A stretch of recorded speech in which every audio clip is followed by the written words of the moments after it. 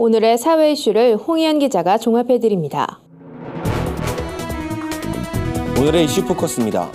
북한이 북극성 2형으로 추정되는 탄도미사일 한 발을 발사했습니다. 지난 14일 중장거리 탄도미사일 발사 이후 일주일 만이자 문재인 정부 출범 이후 두 번째 강행한 도발입니다. 해당 미사일은 약 500km를 비행한 것으로 알려졌습니다.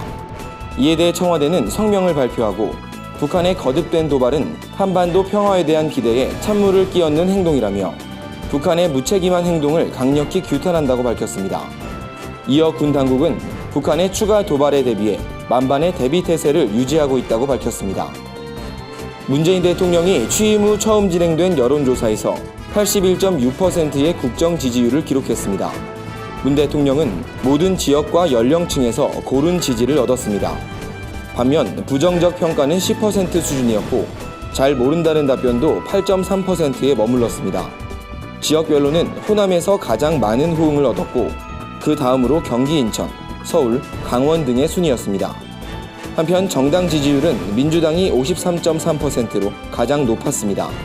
자유한국당은 12.4%, 국민의당은 7.7%, 바른정당은 6.8%, 정의당은 6.6%를 기록하며 민주당을 제외한 야4당은 동반 하락한 수치를 보였습니다.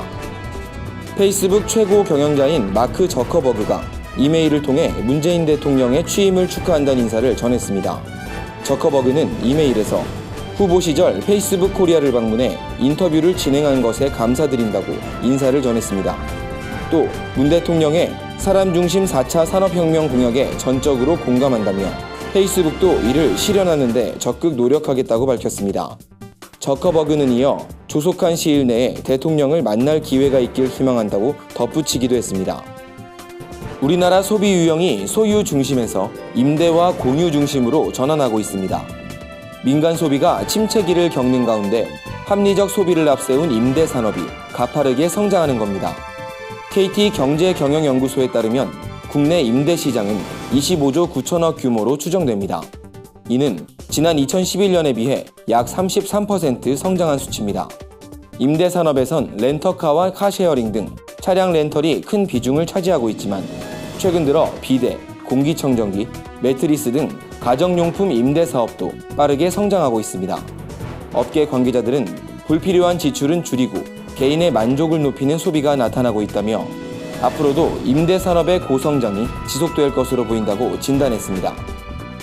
앞으로 교통사고를 내거나 당한 운전자들은 자동차 보험 가입 증명서를 경찰에 별도로 제출하지 않아도 됩니다. 경찰청이 자동차 보험업계와 협의를 거쳐 원클릭 조회 시스템을 구축했기 때문인데요. 사고 직후 가입증명서 발급 때문에 길어졌던 대기 시간이 단축되면서 보다 빠른 후속 처리가 가능해질 것으로 보입니다. 경찰 관계자는 무분별한 조회 방지와 개인정보 보호를 위해 전산망 접속 기록은 자동으로 저장된다며 특히 보험사 입장에서도 운영비를 아끼게 돼 연간 약 12억 원의 비용을 줄일 수 있다는 장점도 있다고 설명했습니다. 구티비 뉴스 홍우연입니다.